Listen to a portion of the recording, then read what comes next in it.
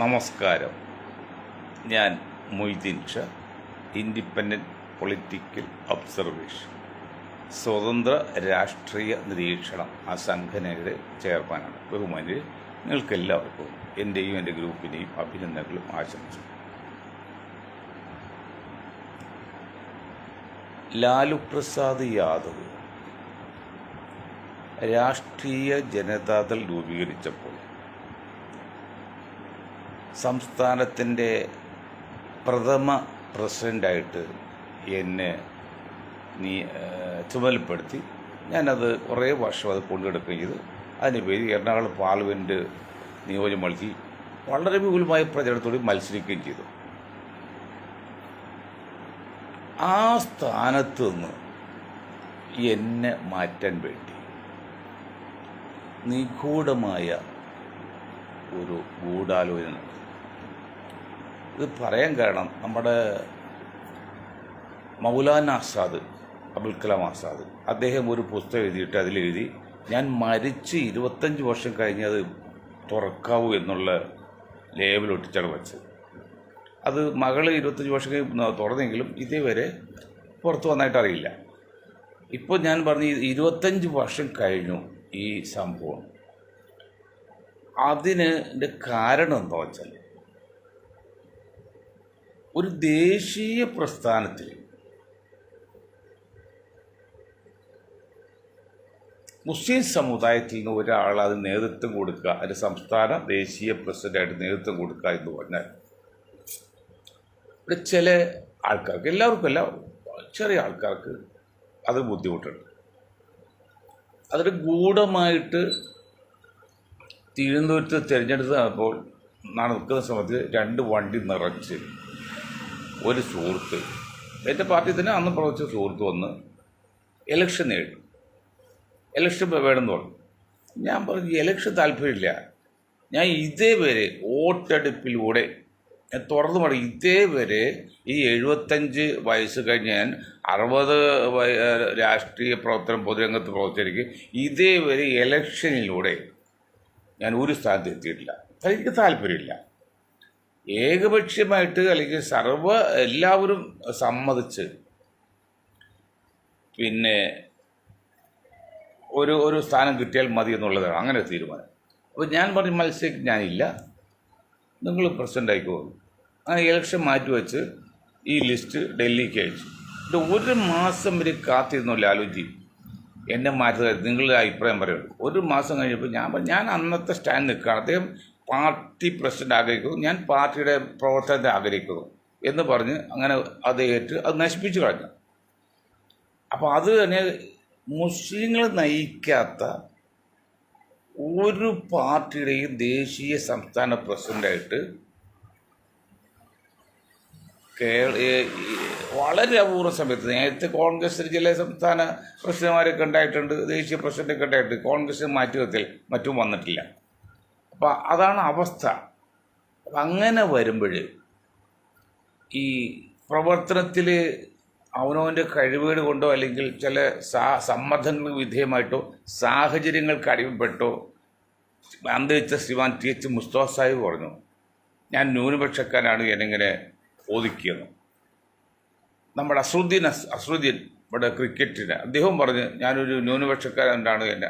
അതൊക്കെ പറയുന്നത് ഒരു പക്ഷേ അവർ കഴിവുകേട് കൊണ്ടോ അല്ലെങ്കിൽ ചില ദുർബല നിമിഷങ്ങളിൽ വരുന്ന ഒക്കെ ആയിരിക്കാം. ഞാനത് പറയാൻ തയ്യാറില്ല. കാരണം ഇന്ത്യയെ പോലെ ഒരു മഹത്തായ ജനാധിപത്യ രാജ്യത്തിൽ മുസ്ലിങ്ങൾക്ക് അല്ലെങ്കിൽ മുസ്ലിം സമുദായത്തിൽ ജീവിക്കാൻ പ്രയാസമാണെന്നുള്ള ചിന്താഗതി നമുക്കുള്ള ആളല്ല. പക്ഷെ ചില സംഭവങ്ങളുണ്ട്, അതിപ്പോൾ സ്വാഭാവികമാണ്. ഇപ്പോൾ ഒരു 5 മക്കളുടെ കുടുംബത്തിൽ തന്നെ ലഹളയിട്ടാറ് കൊലപാതകം നടക്കാറില്ലേ, അതുപോലെ വെച്ച് നോക്കുമ്പോൾ അങ്ങനെ കേട്ട് കണക്കാക്കാനേ പറ്റുള്ളൂ. അല്ലെങ്കിൽ സ്വതന്ത്രാനന്ത ഇന്ത്യയിൽ ഈ 70 വർഷത്തിനൊക്കെ വേണ്ടി 1 ലക്ഷത്തിൽ പരം വർഗീയ ലഹളയിൽ 4 കോടികൾ, കേരളത്തിലെ ജനസംഖ്യ 4 കോടി ആൾക്കാർ മരിച്ചിട്ടുണ്ട്. അതിൽ നല്ല ശതമാനം ദളിതും മുസ്ലിങ്ങളുമാണ്, ബാക്കി അപൂർവമുള്ള മറ്റത്. അപ്പോൾ അതുകൊണ്ട് ഇവിടുത്തെ പ്രസ്ഥാനങ്ങളിലെ കുഴപ്പമാണെന്നോ അല്ലെങ്കിൽ ഇന്ത്യ മോശമെന്നും പറയാൻ ഞാൻ തയ്യാറില്ല. ഇതിപ്പോൾ പറയാൻ കാരണം, അൻവർജി DMK ചേരാനോ DMK സഹനം പ്രതീക്ഷിച്ച് മദ്രാസിൽ ചെന്നൈയിലെത്തി. പെട്ടെന്ന് പോയി, ആരും വലിയ പ്രചരണം ഉണ്ടായില്ല. പക്ഷെ DMK അടുപ്പിക്കുന്നില്ല. അപ്പോൾ അൻവറോട് ഞാൻ ഈ സംഭവം ഒരു അഭ്യുദയകാംക്ഷ നൽകി. കാരണം മാർക്സിസ്റ്റ് പാർട്ടിയിൽ നിന്ന് വിട്ടിപ്പോൾ 7 വർഷം വിട്ടു, പിന്നെ അദ്ദേഹം സ്വന്തനായി. അപ്പോൾ പിന്നെ നമുക്ക് അദ്ദേഹത്തോട് ചില കാര്യങ്ങൾ സംസാരിക്കുള്ളൂ, അനുഭവം കൊണ്ട് പറയണം. ഇപ്പോൾ പുതിയ പാർട്ടി ഉണ്ടാക്കൽ പ്രശ്നമാണ്. പിന്നെ ഏതെങ്കിലും നിലയിലുള്ള പാർട്ടിയായിട്ട് സഹിച്ചു പോന്നാൽ ഞാൻ അൻവറിന് ഒരു കാര്യം സൂചിപ്പിച്ചു. അൻവർ പിന്നെ അൻവറിൻ്റെ PA സക്രിയോട്, അത് അൻവർ സക്രി ആ സമയത്ത് ഒരുമിച്ചാണ് സ്പീക്കറിട്ട് കേട്ടത്. എന്താ പറഞ്ഞറിയോ, നിങ്ങൾ ചെറുപ്പക്കാർ അല്ലെങ്കിൽ പ്രത്യേകിച്ച് മുസ്ലിം സമുദായത്തിലെ വിദ്യാഭ്യാസമുള്ള യുവജനങ്ങൾക്ക് മനസ്സിലാക്കേണ്ട ചില യാഥാർത്ഥ്യമാണ്. മദനി സാഹിബ് PDP ഉപയോഗിച്ചു. നമ്മളതിന് PDP നമ്മൾ അനുകൂലിച്ചു നിന്നിട്ടില്ല, എതിർത്ത് നിന്നിട്ടില്ല. എതിർത്ത് നിൽക്കാൻ മാത്രം കുറ്റം അദ്ദേഹത്തിന് കാണുന്നില്ല, അനുകൂലിക്കാൻ മാത്രമുള്ള ഒരു നേട്ടവും കാണുന്നില്ല. അത് നമ്മൾ സ്വതന്ത്രമായി നിൽക്കുകയാണ്. അദ്ദേഹം പല കളികളും കളിച്ച് അവസാനം സമാജ് പാർട്ടിയിൽ ചേരാൻ വേണ്ടി ശ്രമിച്ചു. അന്ന് ജോ ആന്റണിയാണ് അന്നും ഇന്നും കേരളത്തിൻ്റെ ചാർജ്. 10 ആരംഭഘട്ടത്തിലുള്ളതാണ്. എനിക്ക് തോന്നുന്നത് അദ്ദേഹം പിന്നെ അഖിലേഷ് അത് തമ്മിൽ ക്ലാസ്മേറ്റ് എവിടെ പഠിച്ച് പരിചയമുണ്ട്, ആ ഒരു ബന്ധമൊക്കെ ഉണ്ട്. അത് വലിയ ബന്ധമാണല്ലോ. അങ്ങനെ ലക്ഷങ്ങൾ മുടക്കി ആയിരക്കണക്കിന് പോസ്റ്റർ കൊട്ടിച്ചു വലിയ പരിപാടി. മുലായം സിംഗിനെ ഉൾക്കാൻ വേണ്ടി മറൈൻ ഡ്രൈവിൽ പദ്ധതിയിട്ട് തലേന്ന് രാത്രി, അന്ന് ജോ ആന്റണി നേരിട്ട് പറഞ്ഞ കാര്യമാണ്, തലേന്ന് രാത്രി മുലായം സിംഗ് വരുന്നില്ല, തലേന്ന് രാത്രി അതിന് പിറ്റേന്നല്ലേ മുലായം സിംഗ് വരുന്നില്ല എന്നുള്ള അറിയും. വലിയ തീവെട്ടിക്കൊള്ളിൽ. അപ്പോൾ അന്ന് ഞങ്ങൾ പറഞ്ഞെന്തറിയോ, ഈ മുലായം സിംഗ് എന്ന് പറയുന്ന ഒരു ദേശീയ നേതാവ്, ഒരു മതേതര പാർട്ടിയുടെ ദേശീയ നേതാവ് കേരളത്തിൽ വരണമെങ്കിൽ കേരളത്തിലെ CPMൻ്റെ സെക്രട്ടറി പ്രകാശ് കാരാട്ട് പറയണം. പ്രകാശ് കാരാട്ട് പറയണമെങ്കിൽ അന്നത്തെ സെക്രട്ടറി നമ്മുടെ പിണറായി സഖാവ് വേണം. പിണറായി സഖാവ് പറഞ്ഞെങ്കിൽ ആ CPMലെ നായർ നേതാക്കൾ പറയണം. ഇതൊന്നും ഉണ്ടാകാത്ത പേരിൽ ആ മുലായം സിംഗ് വന്നില്ല. അങ്ങനെ ആ പദ്ധതി തോറ്റുപോയി. അന്ന് മുലായം സിംഗ് വന്നിരുന്നുവെങ്കിൽ, മുലായം സിംഗിൻ്റെ പാർട്ടിയിലേക്ക് PDP ചേർന്നിരുന്നെങ്കിൽ PDP സംബന്ധിച്ച് വലിയൊരു നേട്ടം, അങ്ങനെ മദനി സഭ അകത്തും പോവില്ലായിരുന്നു. അത് കണക്കാക്കിയ ദുഷ്ടശക്തികൾ, എല്ലാവരും നല്ലവരെന്നല്ല പറഞ്ഞത്, ദുഷ്ടശക്തികൾ കുറച്ചുള്ളൂ, അവർ അത് സപ്പോർട്ട് ചെയ്തില്ല. അവിടെ നിന്ന് എന്ത് പാടുപെട്ടാണ് മിസ്റ്റർ ജോ ആന്റണിയോട് രക്ഷപ്പെട്ടത് അറിയുമോ? കാരണം പറയാൻ പറ്റില്ല, വൈകാര്യമായിട്ട് അത്ര സങ്കീർണമായില്ലേ. അതും PDP പോലുള്ള ഇപ്പോൾ അല്പം തീവ്രവാദ സ്വഭാവമുള്ള യുവാക്കളുടെ മുമ്പിലൊക്കെ പെട്ടുപോയാൽ പ്രശ്നമാണ്. എന്തായാലും അദ്ദേഹം അവിടുത്തെ രക്ഷപ്പെട്ടു എന്ന് പറഞ്ഞ് നടക്കുകയാണ്. ഇതാണ് അവസ്ഥ. അപ്പോൾ അൻവർ മനസ്സിലാക്കേണ്ട ഒരു കാര്യം, DMK ഭരിക്കുന്നത് തമിഴ്നാട്. DMKയിലെ മുഖ്യമന്ത്രിയും കേരളത്തിലെ പിണറായി സഖാവ് അതിന് ഇരട്ടപ്പെട്ട പോലെയാണ്. അതങ്ങനെ വൈക്കം സത്യാഗ്രഹ സമയത്ത് വന്ന് പ്രസംഗിച്ചപ്പോൾ പറഞ്ഞിട്ടുണ്ടല്ലോ, ഞങ്ങൾ ജ്യേഷ്ഠന്മാരാണ്, 2 ശരീരം 1 ആത്മാവാണ്. അത്ര ആത്മീയമായിട്ട് അല്ലെങ്കിൽ അത്ര പിന്നെ ആത്മാർത്ഥ ബന്ധമുള്ളതാണ്. അപ്പോൾ പിണറായി സഖാവിൻ്റെ ഗുഡ് ബുക്കിൽ വരാതെ ഇപ്പോൾ പുറത്തു പോയി അൻവർ. അപ്പോൾ പിണറായി സഭ അതെല്ലാം ലോകം അല്ലെങ്കിൽ ഇന്ത്യ തമിഴ്നാടൊക്കെ അറിഞ്ഞുകൊണ്ടിരിക്കുകയാണ്. അപ്പോൾ ഇന്നത്തെ കണ്ടീഷനിൽ രാജ്യം ഭരിക്കുന്ന കക്ഷിയായ ഇടതുപക്ഷ മുന്നണിയുടെ മുഖ്യമന്ത്രി, അദ്ദേഹത്തിൻ്റെ മുന്നണിയിൽ നിന്ന് പുറത്തുപോയ ഒരാൾ, അത് വളരെ ആധികാരികമായിട്ട് അല്ലെങ്കിൽ വളരെ ശക്തമായ ഒരു പിന്നെ പ്രശ്നത്തോടെ പുറത്തു വന്ന ഒരാൾ നേരെ ചെന്ന് DMK ആയിട്ട് മുട്ടിയാൽ DMKയുടെ സപ്പോർട്ട് കിട്ടുമെന്ന് വിചാരിച്ച അൻവറെ നിങ്ങൾ സ്തുതിക്കുകയാണ്. ഞാൻ ഇന്നലെ പറഞ്ഞു, അൻവറോട് ഞങ്ങൾ പറഞ്ഞത്, ഇന്ത്യയിൽ ആർക്കും ഒരുപക്ഷെ പിണറായിക്കെതിരെ സംസാരിക്കാൻ കഴിവില്ല. ആരും സംസാരിക്കാൻ കഴിവുള്ള ആരും ഇല്ലെന്ന് ഇന്ത്യയിലില്ല, കേരളത്തിൽ മാത്രമല്ല. ആ പിണറായിക്കെതിരാണ് നിങ്ങൾ ശക്തിയുക്തം ആത്മാർത്ഥമായിട്ടും പിന്നെ തുറന്നും പരസ്യമായിട്ടും എതിർ പറഞ്ഞ് പുറത്തു വന്നിരിക്കുന്നത്. ആ ഒരു കഴിവിനെ നമ്മൾ അംഗീകരിച്ചേ തീരും. അത് ഞാൻ പറഞ്ഞില്ല, പൂച്ചക്കാരൻ മണി കെട്ടും, അല്ലെങ്കിൽ പിന്നെ രാജാവ് നഗ്നാണെന്ന് പറഞ്ഞ കുഞ്ഞു പറഞ്ഞ പോലെ അതൊക്കെ ശരി തന്നെ. പക്ഷെ എങ്കിലും നിങ്ങൾ കുറച്ചുകൂടി മനസ്സിലാക്കാണ്, നിങ്ങൾ കളിച്ചാൽ ഇന്ത്യയിലെ പൊതുസത്വം എന്താ പറഞ്ഞാൽ എനിക്കറിയോ? പൊതുസത്വം വെച്ചാൽ ആ മുന്നോക്ക ചില നേതാക്കൾ നിങ്ങൾ സംഘടിക്കാം. മുസ്ലിം ലീഗ് പോലെ ഒരു മുസ്ലിം പേരിട്ട് നിങ്ങൾ കുടിക്കോ, ഒരു കുഴപ്പമില്ല. ഇപ്പോൾ മുസ്ലിം ലീഗ് ഉണ്ട്, എത്ര വർഷമായി, ഇപ്പോൾ വലിയ പ്രശ്നമുണ്ടോ? പ്രശ്നം ഇല്ലെന്ന് മാത്രമല്ല, മറ്റ് സമൂഹങ്ങൾ അവരത്തെ പൊക്കി പറയാണ്. കാരണം അത് അവർ ഒതുക്കി നിൽക്കണം, ആർക്കും ശല്യമില്ല. അവർ മലബാറിൽ കുറേ പണക്കാർ തങ്ങന്മാരെ കൂടി ബിരിയാണിയും കഴിച്ച് അത്യാവശ്യം സുഖസൗകര്യമായിട്ട് പോകുന്നല്ലാതെ ആർക്കും ഒരു ശല്യം ഉണ്ടാക്കുന്നില്ല. ഇനി കിറുക്കിട്ട് കുത്തിയാൽ പോലും, കല്ലെടുത്ത് എറിഞ്ഞാൽ പോലും അത് ക്ഷമിച്ചു പോകുള്ളൂ. ക്രിസ്തുദേവനെ പോലെ ക്ഷമിച്ചു പോകുള്ളൂ. തങ്ങന്മാരങ്ങനെയാണല്ലോ. ആ ക്ഷമയുടെയൊക്കെ വലിയ വില കൊടുക്കണം, അത് വേറെ കാര്യം. അപ്പോൾ അൻവർ ശ്രദ്ധിക്കേണ്ടത്, നിങ്ങൾ ധരിക്കുന്ന പോലെ അത്ര ഒരു അനുകൂല ഘടകമൊന്നും ഒരു രാഷ്ട്രീയ പ്രസ്ഥാനത്തിൽ, ദേശീയ പ്രസ്ഥാനം ഉണ്ടാക്കുന്നതും അത്ര സൗകര്യമൊന്നും കിട്ടുന്നതല്ല. അത് ചെയ്യണം. പിന്നെ അൻവർ പറഞ്ഞ് വേറൊരു കാര്യം പറയുമ്പോൾ നമ്മളെല്ലാം പറയട്ടെ. അതായത് 40 സീറ്റുണ്ട് കേരളത്തിൽ, തമിഴ്നാട്ടിൽ. അതിൽ 27 സീറ്റ് വെച്ചപ്പോൾ 13 സീറ്റും ഞാനീ സംസാരിക്കുമ്പോൾ അൻവറോടെ പ്രസംഗിച്ചുകൊണ്ടിരിക്കുകയാണ് മഞ്ചേരിയിൽ. അപ്പോൾ 40 സീറ്റുള്ള 27 സീറ്റ് DMK എടുത്ത് ബാക്കി 13 സീറ്റ് വലിയ പ്രശസ്തരല്ലാത്ത, വലിയ ശക്തിയില്ലാത്ത പാർട്ടികൾക്ക് പോലും കൊടുത്ത് 40 സീറ്റും ജയിപ്പിച്ചെടുത്തു. അതിൻ്റെ ലോജിക്ക് നോക്കിയാൽ സ്റ്റാലിൻ എന്താ വിചാരിച്ചത്? അങ്ങനെ ആരും BJP ഒഴിച്ച് ബാക്കി ഒരാൾ പോലും പുറത്തു നിർത്തി ഒരു സീറ്റ് പോലും കളയാൻ തയ്യാറില്ല.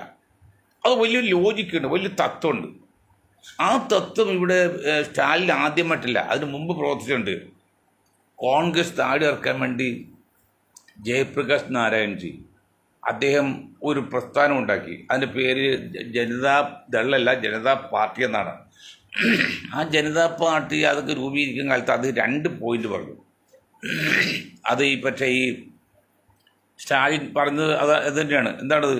ഞാൻ ഒരു സ്ഥാനത്തും വരില്ല, കോൺഗ്രസ് ഒഴിച്ച് ബാക്കി എല്ലാവരെയും ചേർക്കണം, ഒരാൾ പോലും പുറത്തു നിർത്തരുത്. അത് വിജയിച്ചു. അത് കുറേ വർഷങ്ങളിൽ പ്രധാനമന്ത്രിയായിട്ട് ജനതാ പാർട്ടി ഭരിച്ചു. പിന്നീട് നടന്നെങ്കിലും ഇന്നത്തെ ഇന്ത്യ മുന്നണി ഞാൻ പറയില്ല, ഇന്ത്യ മുന്നണിയിലെ നേതാക്കളെല്ലാം പ്രധാനമന്ത്രി ആക്കിയതാണ്. ഇപ്പോൾ JDUവിൻ്റെ നേതാവ് നിതീഷ് കുമാർ ഇപ്പോൾ വീണ്ടും പ്രധാനമന്ത്രി കളിയാതെ വാർത്ത കേട്ടുകൊണ്ടിരിക്കുകയാണ്. അപ്പോൾ ആ ജയപ്രകാശ് നാരായണ ആ തത്വം പാലിച്ചില്ല. എന്താണ്? കോൺഗ്രസ് ഒഴിച്ച് ബാക്കി എല്ലാവരും ചേർക്കുകയും അതിലോട്ട് മുന്നിട്ടിറക്കുകയും ഞാൻ ഒരു സ്ഥാനത്ത് വരില്ലെന്ന്. അത് പക്ഷേ കോൺഗ്രസ് മുന്നണിയോ അല്ലെങ്കിൽ ഇന്ത്യ മുന്നണിയോ വിട്ടുകളഞ്ഞു. അവർ കുറേ പേര് ചേർക്കാതെ വെച്ച് എല്ലാവർക്കും പ്രധാനമന്ത്രിയാണ് സ്ഥാനമാനം വേണം. അപ്പോൾ നിഷ്പക്ഷ ആളില്ല, റഫറി ഇങ്ങനെ കളി നടക്കും. കളി നിയന്ത്രിക്കുക നിഷ്പക്ഷതയാണ്. അതിനെ റഫറി എന്ന് പറയാം നമ്മുടെ മലയാളം. അതുപോലെ നിഷ്പക്ഷ വേണ്ടേ, അതില്ലാതെ പോയി. അതാണ് ഇപ്പോൾ ഇന്ത്യ മുന്നണി തകരാറ്. അപ്പം അങ്ങനെ വരുമ്പോൾ നമ്മൾ അൻവർ ഇത് മനസ്സിലാക്കുക. പിന്നെ വേറെ കാര്യം, അതേ സ്ഥാനത്ത് CPM തൃശ്ശൂർ BJPക്ക് ജയിക്കാൻ വേണ്ടി എല്ലാ മിഷറിയും, ഭരണകൂടത്തിൻ്റെ എല്ലാ മിഷറിയും സപ്പോർട്ട് ചെയ്തു എന്നാണ്. അപ്പോൾ ഇത് വ്യത്യാസം കണ്ടോ? ഒരു വശത്ത് സ്റ്റാലിൻ എന്ന് പറയുന്ന DMK നേതാവ് BJPയെ അകത്ത് നിർത്താൻ വേണ്ടി എല്ലാ സന്നാഹം ഉപയോഗിച്ചിട്ട് എല്ലാവരും കൂടെ നിർത്തി. കാരണം അവിടെ MP-മാരായ ചിലർക്കൊന്നും കെട്ടുവെച്ച് കാശ് കിട്ടുമല്ലോ ഒറ്റക്കുന്നാൽ, അവർക്കെല്ലാം സീറ്റ് കൂടെ ജയിപ്പിച്ചെടുത്തു. അങ്ങനെ ആ പ്രസ്ഥാനം നിലനിർത്തി. ഇവിടെ കേരളത്തിലോ എന്താ കളിച്ചത്? BJPക്ക് തൃശ്ശൂർ സീറ്റ് കിട്ടാൻ വേണ്ടി എല്ലാം ഒത്താശ കൊടുത്തു. ഈ ചെയ്തു കൊടുത്ത് പറയാൻ കാരണം വെറും ADGPയുടെ കാര്യം മാത്രമല്ല, ഇവിടെ സ്പെഷ്യൽ ബ്രാഞ്ചുണ്ട്, പോലീസിൻ്റെ രഹസ്യാന്വേഷണ വിഭാഗമുണ്ട്. അവരെല്ലാം അപ്പോഴപ്പോഴും എല്ലാ കാര്യങ്ങളും മുഖ്യമന്ത്രി അല്ലെങ്കിൽ ആഭ്യന്തര മന്ത്രി അല്ലെങ്കിൽ അറിയിക്കേണ്ട ബാധ്യതയുണ്ട്, അറിയിക്കേണ്ട ചുമതലയുണ്ട്, അറിയിക്കുകയും ചെയ്യും. അവരറിയിച്ചിട്ടുണ്ട്. പക്ഷെ അതൊന്നും കണക്കാക്കിയതാണ് അവിടെ കാര്യം നടത്തിയത്. അപ്പോൾ എങ്ങനെയാണ് സുരേഷ് ഗോപി മറ്റു മന്ത്രിക്ക് പോലും വരാൻ പറ്റാത്ത സ്ഥലത്ത് ആംബുലൻസിൽ വന്നങ്ങനെ അങ്ങനെയൊക്കെ നടത്തിയില്ലേ? അതേ സ്ഥാനത്ത് ഇപ്പോൾ LDF കളിക്കുന്ന കളി ശ്രദ്ധിച്ച് കേൾക്കണം. മറ്റ് സഖാക്കൾ ഉൾപ്പെടെ എല്ലാവരും. പണ്ട് EMS ഹിന്ദു കാർഡ് കളിച്ചു, അതൊരു പരിധിവരെ അദ്ദേഹം വിജയിച്ചത്. അന്നത്തെ കാലമല്ലത്. ഇപ്പോൾ പിണറായി സഖാവും ഈ CPM-ൻ്റെ ഒരു വിഭാഗം നേതാക്കളും കളിക്കുന്ന കളി ഹിന്ദു കാർഡില്ല, ആൻറ്റി മുസ്ലിം ഇല്ലാത്ത ഒരു ഒരു ഒരു ഒരു ഒരു മേഖലക്ക് രൂപം കൊടുത്ത് ഭരണത്തിൽ കയറാന്നുള്ള ഒരു പരിധിവരെ അവർ കണക്ക് ശരിയാണെങ്കിൽ പരിധിവരെ വിജയിക്കുകയും ചെയ്യും. അത് കാര്യം ചിന്തിച്ചിട്ടുണ്ടോ? ഇവിടെ കമ്മ്യൂണിസ്റ്റ് ഇതര പാർട്ടികളോ കോൺഗ്രസോ അല്ലെങ്കിൽ ലീഗുകാരോ എല്ലാം മനസ്സിലാക്കുന്നുണ്ടോ എന്താണ് ഇന്ത്യയിൽ നടക്കുന്നത്, എന്താണ് കേരളത്തിൽ നടക്കുന്നതെന്ന്? ഈ സുധാകരനോ അല്ലെങ്കിൽ രമേശ് ചെന്നിത്തലയോ പിന്നെയുള്ളത് പിന്നെ പ്രതിപക്ഷ നേതാവ്, നിങ്ങൾ ഒരു കാര്യം മനസ്സിലാക്കണം. മുസ്ലിം ലീഗ് അടുത്ത 2026 നടക്കുന്ന അസംബ്ലി തെരഞ്ഞെടുപ്പിൽ എന്തെങ്കിലും കാരണവശാൽ UDF ഭരണം കിട്ടാതെ വന്നുള്ള അവസ്ഥ എന്താ മനസ്സിലാക്കുന്നുണ്ടോ? UDF നാമാവശേഷമായി പോകും. ലീഗിന് പിടിച്ചു നിൽക്കാൻ പറ്റില്ല. അപ്പോൾ എന്താ വെച്ചാൽ ഇവിടെ സംഘപരിവാർ ചിന്തിക്കുന്നത് അല്ലെങ്കിൽ BJP പ്രതീക്ഷിക്കുന്നത്, അതിൻ്റെ കേന്ദ്ര നേതൃത്വം പ്രതീക്ഷിച്ചത് ഈ തവണയും കൂടി വരുന്ന പ്രാവശ്യം കൂടി കമ്മ്യൂണിസ്റ്റ് പാർട്ടി ജയിപ്പിക്കുക. കഴിവെങ്കിൽ പിണറായി ഇതിനാകട്ടെന്നുണ്ട്. അപ്പോൾ നിയമമൊക്കെ മാറ്റും. അപ്പോൾ അതാണല്ലോ സുധാകരൻ, അതിൻ്റെ മുന്നോടിയാണല്ലോ സുധാകരൻ പറഞ്ഞത്. ഏത് നമ്മുടെ CPM മന്ത്രി പറഞ്ഞത് 75 വയസ്സ് പ്രയോഗം ആര് കൊണ്ടുവന്നു, അതൊക്കെ മാറ്റാവുന്നുള്ളത് പറഞ്ഞു കഴിഞ്ഞ് ഇനി 1.5 വർഷത്തെ ഇലക്ഷൻ വീണ്ടും ആക്കണം. അങ്ങനെ വന്നു കഴിയുമ്പോൾ ഇപ്പം തന്നെ നാറിക്കിടക്കുന്ന ഇടതുപക്ഷം അല്ലെങ്കിൽ CPM അതോടെ നശിച്ചു. പിന്നെ വരുന്ന കേരളത്തിൽ BJP നയിക്കുന്ന ഒരു പ്രസ്ഥാനമായിരിക്കും ശക്തമായത്. അതിൻ്റെ എല്ലാ കണക്കുകൊണ്ടും കേന്ദ്രം അവരുടെ കയ്യിലേക്ക് കണക്കുകൊണ്ട് നടക്കണം. പക്ഷെ ഇതുകൊണ്ട് നമ്മൾ സന്തോഷിക്കുന്നില്ല. ഒരു മൊയ്തീൻ ഷാ ഗ്രൂപ്പ് സന്തോഷിക്കുക. എന്തുകൊണ്ടറിയോ?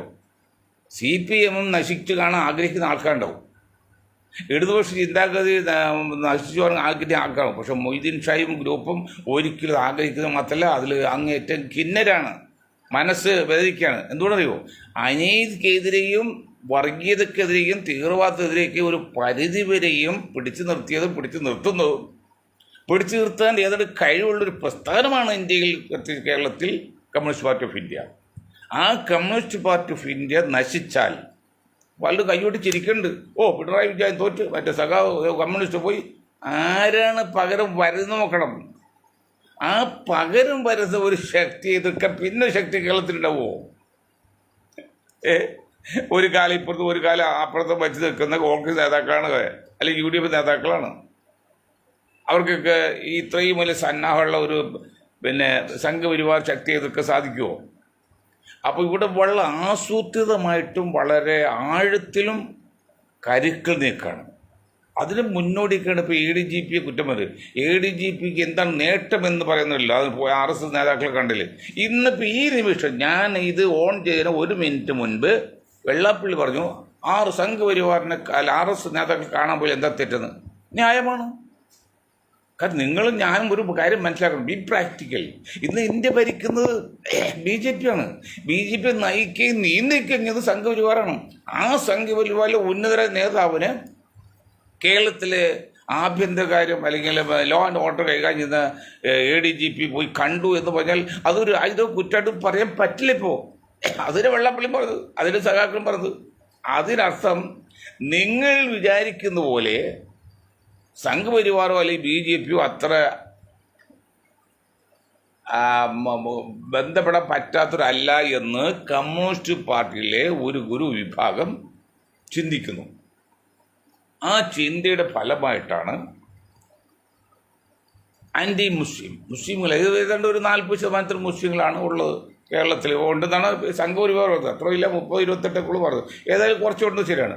അപ്പോൾ ബാക്കി 60% യോജിച്ച് നിർത്തിയിട്ട് ഭരണത്തിൽ എടുക്കാം. അതിന് അവർ കണക്ക് അവരിപ്പോൾ നയിക്കുന്ന സംഘപരിവാറാണ് കേട്ടോ. അതേപോലെ ആ സംഘപരിവാർ പറയുന്ന ഉദാഹരണം വളരെ കറക്റ്റാണ്, 100% കറക്റ്റാണ്. ഇതൊന്നും ഇവിടെ ലീഗുകാർക്കൊന്നും മനസ്സിലാകുന്നുണ്ടോ? 40% ആസാമിൽ മുസ്ലിങ്ങൾ, 60% ഹിന്ദുക്കളാണ്. കഴിഞ്ഞ 2-3 ടേമായിട്ട് അവർ ഭരിക്കുകയാണ്. അത് ഉദാഹരണമല്ലേ? അതെന്താ കാരണം? കുഴപ്പമുണ്ടെങ്കിൽ കോൺഗ്രസ്സാണ്. അവിടെ 2000 കോടി സ്വത്തുള്ള ഒരു മുസ്ലിം നേതാവ് ഒരു പാർട്ടി ഉണ്ടാക്കി. ആ പാർട്ടിയുടെ പേര് മുസ്ലിം ലീഗ് എന്നൊന്നുമില്ല, സാധാരണ കോമൺ നെയിമാണ്. അതിൻ്റെ നയിക്കുന്ന ആൾ ഒരു മുസ്ലിം ആണല്ലോ. അവർ സഖ്യത്തിൽ ചെന്നപ്പോഴല്ലോ അന്നത്തെ കോൺഗ്രസ് പ്രസിഡന്റ് പറഞ്ഞു നിങ്ങൾ 40%, ഞങ്ങൾ ഇവിടെ ഹിന്ദുക്കൾ 60%. അപ്പോൾ 60% ഹിന്ദുക്കളുടെ ആസാമിൽ 40% നിങ്ങളായിട്ട് കൂട്ടുകൂടിയാൽ ഞങ്ങൾ തോറ്റുപോകും എന്ന് പറഞ്ഞ് ചേർത്തില്ല. അവിടെയാണ് എനിക്ക് ഈ അന്തോണിയോടുള്ള വെറുപ്പ്, പിണക്കം. അത് മാനസികമായിട്ടുള്ള അകൽച്ചയൊന്നുമല്ല, ശാസ്ത്രീയമായിട്ട് പറയാണ്. അദ്ദേഹത്തിന് പറയാൻ പാടില്ല. ഇപ്പോൾ എന്താണ് സംഗതി? കേരളത്തിൽ കഴിഞ്ഞ ഏതാണ്ട് 60 വർഷമായിട്ട് മുസ്ലിം ലീഗ് എന്ന പേരിൽ തന്നെയുള്ള ഒരു സ്ഥാനം, ഒരു പാർട്ടിയായിട്ട് ഞങ്ങൾ ഭരണത്തിൽ പല പ്രാവശ്യം വന്നിട്ടുണ്ട്. അതുകൊണ്ട് ഇത് മുസ്ലിം ലീഗൊന്നും അല്ലല്ലോ, മുസ്ലിം നേതാവിലുള്ളൂ. നിങ്ങൾക്ക് സഖ്യം ഉണ്ടെങ്കിൽ പോകാമെന്ന് പറഞ്ഞതെങ്കിൽ ആസാം ഇന്ന് ആര് ഭരിച്ചേനെ? കോൺഗ്രസ് ഭരിക്കില്ലായിരുന്നോ? ഇത് ഉത്തരം പറയാനുണ്ടോ കോൺഗ്രസ്സുകാരെ? ആന്റണി, അപ്പോൾ നിങ്ങൾ കാണിച്ചതും വളരെ ബുദ്ധിപൂർവ്വമാണ്. എന്നറിയോ, എങ്ങനെയെങ്കിലും സംഘപരിവാർ വന്നാൽ വന്നോട്ടെ എന്നുള്ള ചിന്താഗതി വെച്ചാണ്. നല്ല മകനെ എല്ലാം കൂടെ പറഞ്ഞു വിട്ടത്. വളരെ ആസൂത്രമല്ലേ? ദൈവാനുഗ്രഹത്താൽ കൃപാസത്തിൽ പോയി അമ്മ പറഞ്ഞെങ്കിലും ഇന്ന് നിനക്ക് ഓളാപ്പി നോക്കിയോ ഓട് പോയില്ല എന്ന് പറയുമ്പോൾ അമ്പലം ചെയ്താൽ നിൽക്കുകയാണ്. ഒന്നും എത്തിയിട്ടില്ലല്ലോ. PC ജോർജ് അതെ, ഇദ്ദേഹം അതെ. ഓക്കെ. അപ്പം അങ്ങനെ വരുന്ന സന്ദർഭത്തിൽ മാർക്സിസ്റ്റ് പാർട്ടിയുടെ ഒരു വിഭാഗം കളിക്കുന്നതാണ്. അവിടെ ഒരു അപകടം പറ്റുന്നത്, ഞാൻ അന്ന് പറഞ്ഞു, ഒരു അപകടം പറ്റുന്നത് നമ്മളേക്കാൾ ഇരട്ടി ശക്തിയുള്ള ഒരാളുടെ അടുത്ത് മുമ്പിൽ എത്ര അഭ്യാസിച്ചാണെങ്കിലും നമുക്ക് വിജയിക്കാൻ പറ്റില്ല. ഈ പിണറായി സഖാവ്, എൻ്റെ ഈ സംഭാഷണം നേരെ പോകുന്നത് പിണറായി സഖാവിൻ്റെ പ്രൈവറ്റ് സെക്രട്ടറി മനുവിൻ്റെയൊക്കെ ഇതിലേക്ക് പോകുന്നത്. എനിക്കെന്ത്, ഞാൻ നേതാവായിട്ടും എൻ്റെ ഗുരുവായിട്ട് കണക്കാക്കുന്നതാണ്. അൻവർ പറയുമ്പോഴല്ല, ഞാൻ ഒത്തിരി ബഹുമാനിച്ചിരിക്കുന്ന ആൾ, നേരെ ചെല്ലുന്നതാണ്. എന്തൊക്കെ ഇരട്ടി ബലത്തിന് അഭ്യാസം ബാധകമല്ലാന്നുണ്ട്. ഞാൻ വലിയ അഭ്യാസി, ഞാൻ പിടിക്കാൻ പോകുന്നത് ഇരട്ടിയുള്ള ആളാണ്. ആ ഇരട്ടിയുള്ള ആളാവുമ്പോൾ അത് ജയിക്കാൻ സാധ്യമില്ല. അതാണ് ശാസ്ത്രതത്വം, ഫിലോസഫി. അതുകൊണ്ട് സഖാവിന് പറയേണ്ടത്, സഖാവിൻ്റെ ആരോ ഉപദേശിച്ച ഗ്രൂപ്പുകളോട് പറയേണ്ടത്, ഇവിടെ നമ്മൾ അങ്ങനെ ചിന്തിച്ചാൽ ഏതൊരു 50% ഇപ്പോൾ 50% ഇല്ല കണക്ക് ശരിക്കും കണക്ക് വെച്ചാൽ. പിന്നെ ഹിന്ദു സമുദായം, ബാക്കി 50% ന്യൂനപക്ഷങ്ങളാണ്. അതിൽ കുറച്ച് ക്രിസ്ത്യൻസ്. അപ്പോൾ ക്രിസ്ത്യൻസ് പെട്ടെന്ന് അതും കൂടി എടുത്ത് ഇവിടെ ചേർക്കാൻ വേണ്ടി RSS ചിന്തിക്കുന്നില്ല, CPM ചിന്തിക്കുന്നില്ല. അതിനോട് ചരട് വലിച്ചത് RSS അല്ല, CPM അല്ല, ക്രിസ്ത്യാനികളും അല്ല കേരളത്തിൽ. പക്ഷേ അതിനുവേണ്ടി കരുക്കുന്നെങ്കിൽ ബുദ്ധിപൂർവ്വം കളിച്ച ഒരു ക്രിസംഖികളുണ്ട് കേരളത്തിൽ. അത് നയിക്കുന്ന ഇസ്രായേലാണ്. പണം എല്ലാം ബുദ്ധി കേന്ദ്രം ഇസ്രായേലാണ്. അവർ കളി ഭയങ്കരമാണ്, ചെറിയ കളിയൊന്നുമല്ല.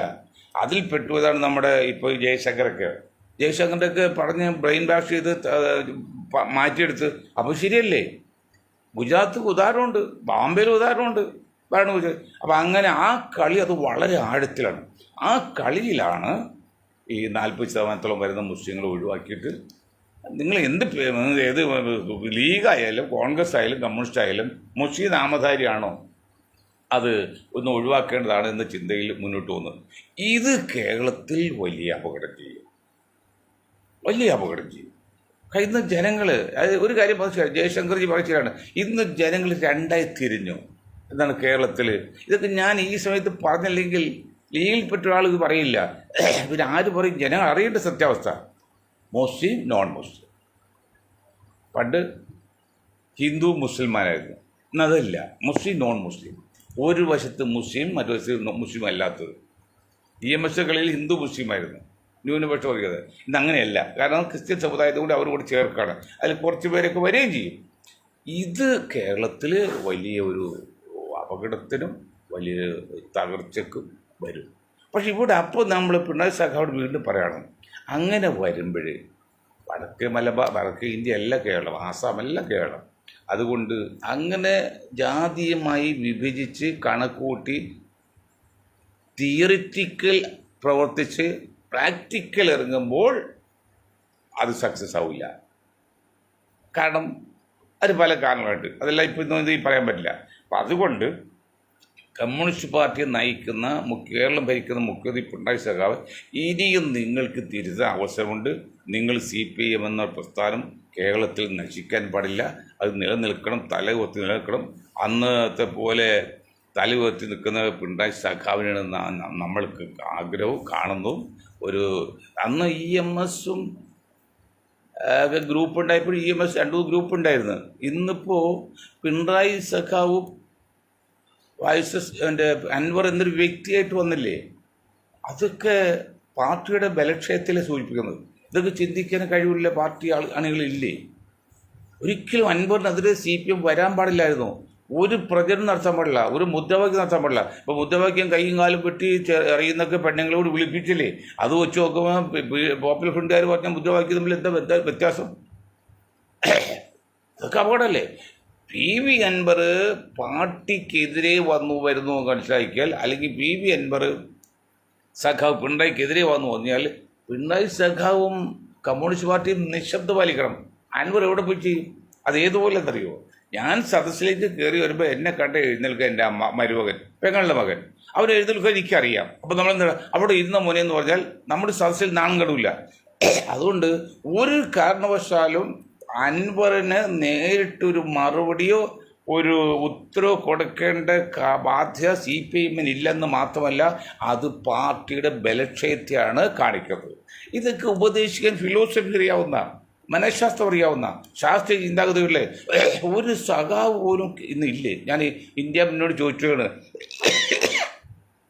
ഒരു രാഷ്ട്രീയ മീമാംസകനുണ്ടെങ്കിൽ ഇപ്പോൾ ഇന്ത്യ വേണ്ടി കാണിക്കുന്നവർ കാണിക്കില്ല എന്ന് ഞാൻ പല പ്രാവശ്യം പറഞ്ഞിട്ടുണ്ട്. അതുപോലെ CPM-ൽ ഇങ്ങനെ ചിന്തിക്കുന്ന ദീർഘവീക്ഷമുള്ള ഒരൊറ്റ രാഷ്ട്രീയ മീമാംസ അല്ലെങ്കിൽ ഫിലോസഫിസ്റ്റുള്ള മനഃശാസ്ത്രന്മാർ ഇല്ലാതെ പോയിട്ടുള്ളത് നമുക്ക് അങ്ങനെ ദുഃഖമുണ്ട്, സങ്കടമുണ്ട്. ഇതൊക്കെ നിങ്ങൾക്ക് ഞാൻ കേവലം ഒരു പഞ്ചായത്ത് മെമ്പറാകാനോ ഇല്ല MLA ആകാനോ അല്ല ഈ പറയുന്നത്. ഒരിക്കലും താല്പര്യമില്ല, ഞാൻ ആകെയില്ല. എത്ര ആകണം, എങ്ങനെ കഴിക്കൂലിയോ അല്ലെ അടിമതി ഏത് കാശുണ്ടാക്കുക, അതല്ലേ? ജനങ്ങൾ സേവിക്കണമെങ്കിൽ അധികാരം വേണ്ട, പക്ഷെ അറിവ് മതി. ഏതറിവ്? യൂണിവേഴ്സൽ നോളജ്, ലോകപരിചയം മതി, ലോക അറിവ് മതി. അല്ലാതെ കോമൺ സെൻസ് അത് മതി. അല്ലാതെ ഡിഗ്രി യൂണിവേഴ്സിറ്റി വിദ്യാഭ്യാസം വേണമെന്നില്ല. അതാണ് ഞാനിപ്പോൾ ചെയ്തുകൊണ്ടിരിക്കുന്നത്. അതുകൊണ്ട് അധികാരത്തിൽ കയറാൻ വേണ്ടി അല്ലെങ്കിൽ ലാഭം ഉണ്ടാക്കാനല്ല. പക്ഷേ CPM പാർട്ടി നശിക്കാൻ പാടില്ല, അതുപോലെ ഇന്ത്യയിൽ കോൺഗ്രസ് നശിക്കാൻ പാടില്ല. ഇപ്പോഴത്തെ അവസ്ഥയിൽ എന്തൊക്കെ പറഞ്ഞാലും CPM-നെ സംബന്ധിച്ച് ഒരു വലിയ പ്രതിസന്ധി ഘട്ടത്തിലാണ്. അതിന് ഏക തെളിവാണ് ഒരു വ്യക്തി എന്ന നിലയിൽ ഇത്രയും വലിയ മഹത്തായ പ്രസ്ഥാനം അന്വരോട് മല്ലിടാൻ വന്നത്. അതൊരിക്കലും ബുദ്ധിയായിരുന്നില്ല എന്ന് ബുദ്ധിയുള്ള സഖാക്കൾ മനസ്സിലാക്കട്ടെ എന്ന് പറഞ്ഞുകൊണ്ട് ഞാൻ എൻ്റെ വാക്കുകൾ നിർത്താണ്. നിങ്ങൾക്ക് ഒരായി നന്ദി. ജയ് ഹിന്ദ്.